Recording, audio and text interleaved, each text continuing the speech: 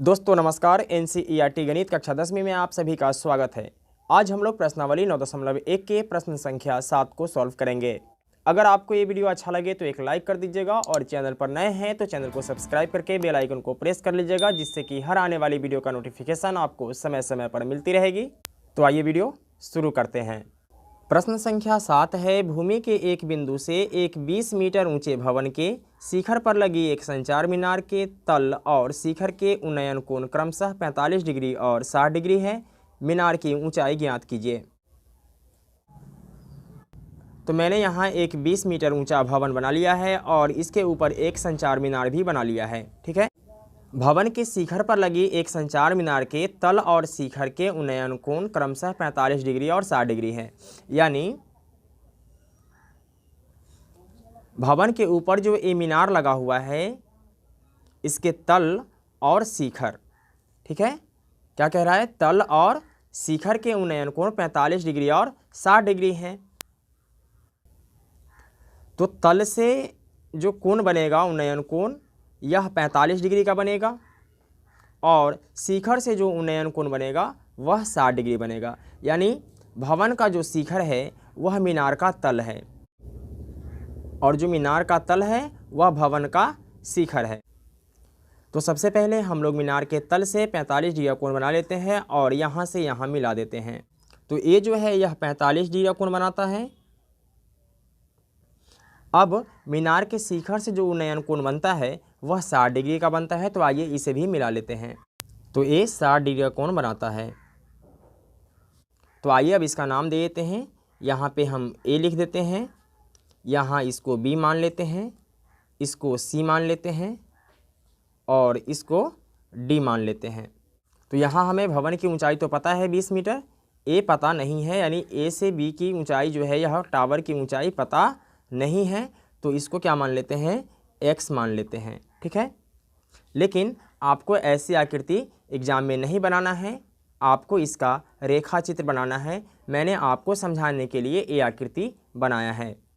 तो आइए इसका रेखा चित्र बना लेते हैं। एक कोण 45 डिग्री का है और एक कोण 60 डिग्री का है। यहाँ ए, यहाँ बी, यहाँ सी और यहाँ डी। यहाँ से यहाँ की ऊंचाई हमें पता नहीं है, इसलिए इसको हम x मान लेते हैं और यहाँ से यहाँ की ऊंचाई कितना है, 20 मीटर है। अब हमें इस चित्र के माध्यम से ही इस सवाल को सॉल्व करना है। तो इस चित्र को हटा देते हैं।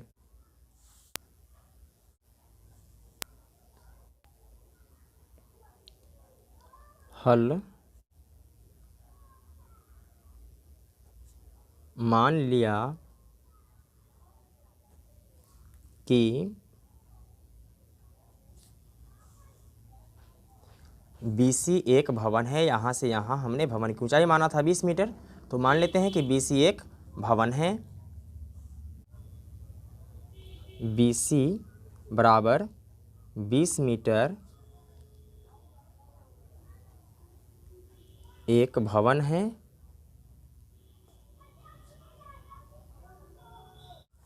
और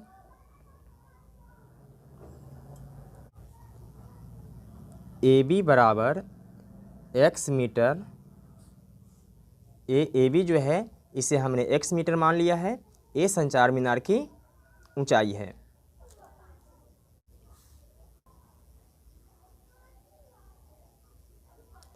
संचार मीनार है।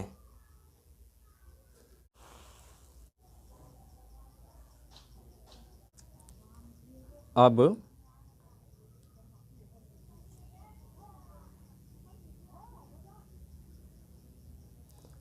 समकोण त्रिभुज BCD में, BCD में देखिए, अगर हम BCD में चलते हैं, वैसे आप ACD में भी चल सकते हैं, लेकिन सबसे पहले हमने छोटे त्रिभुज से आगे बढ़ा है। यहाँ कोण दिया हुआ है 45 डिग्री, तो कोण के सामने का भुजा लंब होता है। तो लंब यहाँ हमें पता है कितना, 20 मीटर। आधार हमें पता नहीं है। तो हमें ये देखना है कि लंब और आधार का संबंध साइन थीटा का जो त्रिकोणमितीय अनुपात है उनमें से किसके साथ है। तो आइए देख लेते हैं। तो P और B का संबंध टेन थीटा और कॉट थीटा से है, तो आप टेन थीटा के फार्मूला भी लगा सकते हैं या कॉट थीटा का भी फार्मूला लगा सकते हैं। तो आइए हम लोग टेन थीटा के फार्मूला पे आगे बढ़ते हैं। तो लिखेंगे टेन 45 डिग्री क्या होता है P बटा B होता है। तो P का मान यहाँ क्या दिया हुआ है, BC दिया हुआ है, तो लिख लेते हैं BC, और B का मान है DC, तो लिख लेते हैं DC। टेन 45 डिग्री का मान क्या होता है, 1 होता है, बराबर BC का जो यहाँ मान है वह कितना है, 20 मीटर, तो लिख लेते हैं 20 मीटर, बटा DC है तो लिख लेते हैं DC। अब यहाँ क्या करना है, एक मानकर क्रॉस गुना कर लेना है। तो DC का गुना जब 1 से करते हैं तो क्या होता है, DC एकम DC बराबर 20 एकम 20। तो यहाँ हमारे पास DC का मान 20 निकल करके आया, तो लिख लेते हैं 20 मीटर। ठीक है, आप चाहें तो यहाँ भी लिख सकते हैं 20 मीटर। ठीक है, अब हमें काम करना है समकोण त्रिभुज ACD का।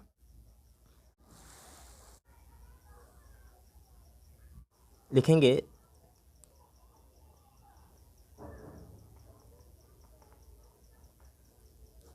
समकोण त्रिभुज ACD में तो टेन और बड़े वाले त्रिभुज का थीटा का जो मान होगा वह कितना होगा, 60 डिग्री का होगा। तो लिखेंगे 60 डिग्री बराबर P बटा B। तो टेन 60 डिग्री का जो मान होगा वह क्या होता है, √3 होता है, और P का जो मान यहाँ होगा, तो यहाँ आपको समझना क्या है कि हमने समकोण त्रिभुज ACD में चला है, तो ACD का जो लंब है वह क्या है, A से C है, यानी A से C का मतलब A से B की दूरी और B से C की दूरी, दोनों की दूरी को क्या करना पड़ेगा, जोड़ना पड़ेगा। तो यहाँ से यहाँ की दूरी कितना है, 20 मीटर है, और यहाँ से यहाँ की दूरी कितना है, x मीटर है। तो ये हो जाएगा 20 + x मीटर या x + 20 मीटर। तो ये हो जाएगा 20 + x बटा B का मान कितना निकला था, तो 20 मीटर, तो लिख लेते हैं 20 मीटर। अब यहाँ एक मानकर क्रॉस मल्टीप्लिकेशन कर देते हैं। तो 20 में √3 से गुना होगा तो क्या हो जाएगा, 20 √3 बराबर 20 + x में जब हम 1 से गुना करेंगे तो ये आ जाएगा 20 + x। अब यहाँ 20 √3 और बराबर के बाद वाले संख्या को जब हम बराबर से पहले लेकर आते हैं तो प्लस वाले को माइनस कर देते हैं और माइनस वाले को प्लस कर देते हैं। तो प्लस 20 है तो क्या हो जाएगा, माइनस का 20, और बराबर के बाद x है तो इसे हम बराबर के बाद ही रहने देते हैं, कोई दिक्कत नहीं है। इसके बाद यहाँ क्या करना है कि 20 इसमें भी है और 20 इसमें भी है, तो ऐसी स्थिति में हम 20 को कॉमन ले लेते हैं। तो 20 को जब हम कॉमन लेते हैं तो अंदर में क्या बचता है, √3 बच जाता है इसमें, और माइनस 20 एकम क्या हो जाएगा, 20 हो जाएगा, बराबर में x, या x बराबर 20 √3 - 1। तो x क्या माने थे, x माने थे संचार मीनार की ऊंचाई। तो संचार मीनार की ऊंचाई x था और x निकल कर आया 20 × √3 - 1। तो लिख लेते हैं अतः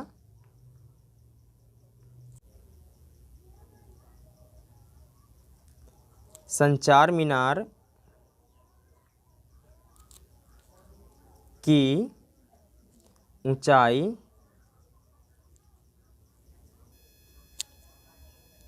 x बराबर 20 × √3 - 1 है। यही मेरा फाइनल आंसर हो जाएगा। तो दोस्तों मैं उम्मीद करता हूँ कि आपको ये वीडियो समझ में आ गया होगा। अगर किसी प्रकार की कोई डाउट हो तो आप हमें कमेंट कर सकते हैं, और इससे पहले का अगर आप लोगों ने वीडियो नहीं देखा है तो अनलॉक स्टडी के प्लेलिस्ट में जाकर इससे पहले के सारे वीडियो आप देख सकते हैं। फिर मिलते हैं एक और वीडियो में, तब तक के लिए जय हिंद।